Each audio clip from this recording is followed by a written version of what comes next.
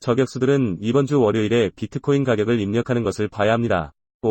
세상에, 오늘 논의할 것이 많은데 마틴 루터 킹 주니어의 날을 기념하여 전통시장이 문을 닫았습니다. 비트코인에 많은 일이 벌어지고 있습니다. 앞으로 며칠 동안 매우 명확한 로드맵을 앞두고 있는 이 저격수들을 보세요. CME 갭은 19.995에 있습니다. 바로 지금 비트코인이 지난 금요일에 1995년의 캔들 고점을 기록하며 마감했고 이제 비트코인 선물이 엄청난 갭으로 개장하는 것을 볼 수 있었기 때문입니다. 이 CME 갭을 메우기 위해 비트코인이 단기적으로 2만 달러 아래로 다시 하락할 가능성이 매우 높다는 것을 말해줍니다. 그리고 이것이 비트코인의 미국 달러상을 현지에서 잘 이룰 수 있게 된다면 어떤 의미가 있을까요? 이는 우리가 잠재적으로 이것을 매우 중요하게 테스트할 것이라는 것을 의미할까요? 현재 지지선인 800분의 19이 바로 이 지지선이 왜 중요할까요? 이 지지선이 왜 중요할까요? 19,800은 그뿐만이 아닙니다. 200일 이동평균선을 가진 컴플루언스가 있지만 비트코인의 실현 가격과 2018년 사상 최고점이기도 합니다. 비트코인은 19,800 이상으로 유지해야 하는 매우 중요한 레벨입니다. 다행스럽게도 CME 갭은 19.995달러 바로 위에 있습니다. 따라서 이것이 바로 이번 주 비트코인에 대해 단기적으로 기대할 수 있는 수준입니다. 비트코인은 CME 갭을 메우기 위해 하락하여 이전 저항선이었던 이 매우 중요한 지지선을 테스트하기 전에 다시 하락할 가능성이 있습니다. 초기 목표가인 24,300을 향해 상승세를 보이고 있습니다. 이것은 단기적으로 비트코인의 가장 중요한 수준이며 가장 중요한 저항 수준이며 비트코인이 와서 24,300을 테스트할 것이라고 생각하는 이유는 여러분이 모두 알고 있듯이 다음 거래량 저항선까지 우리가 17,200 이상의 문을 열었기 때문입니다. 현재 비트코인이 24,300달러에서 이 수준을 테스트하려면 더 이상 모멘텀이 필요하지 않을 것입니다.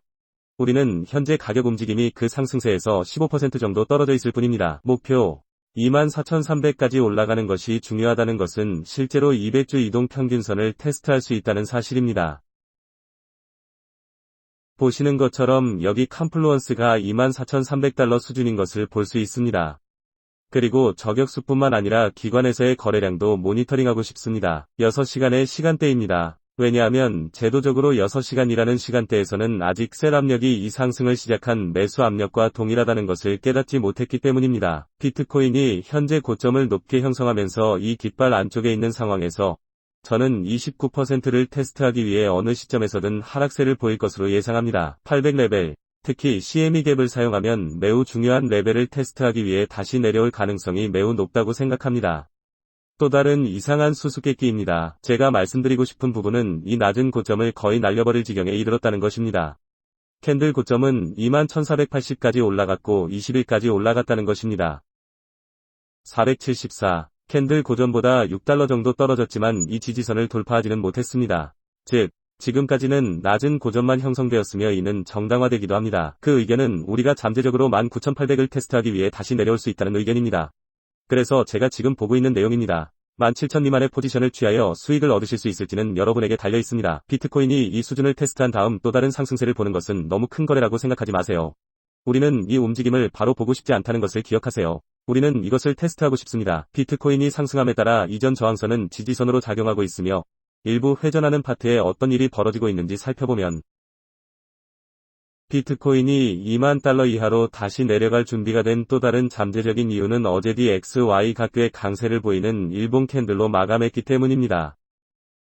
이것이 왜 중요할까요? 일본 캔들이 꽤 강세를 보이고 있기 때문에 DXY에 대한 잠재적인 단기 상승이 예상되며 이로 인해 난기류가 발생할 수 있습니다. 주식시장에서는 특히 SP500 200일 이평선을 테스트하고 있는 만큼 여기서 잠재적인 반등이 예상될 수 있습니다.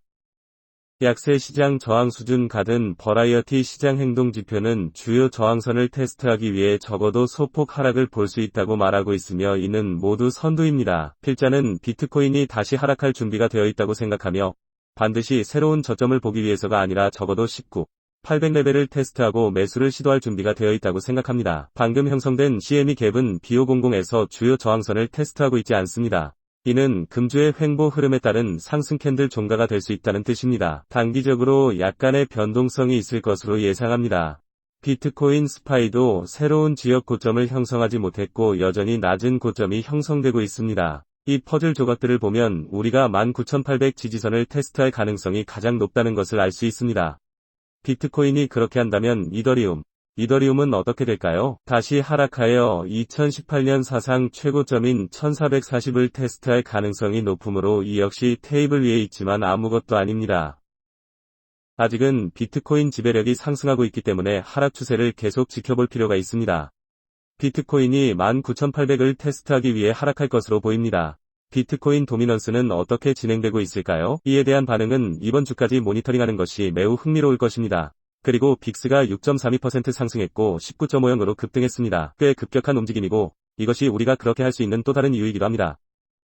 단기적으로는 주말이 길어질 수 있습니다. 그래서 이 영상은 짧은 비디오가 될 것입니다. 저는 비트코인이 CME 갭을 가지고 있다는 사실을 말씀드리고 싶었습니다. 19,995는 19,800을 테스트하기 위해 내려올 가능성이 단기적으로 매우 높다는 뜻이므로 너무 걱정하지 않으셔도 됩니다.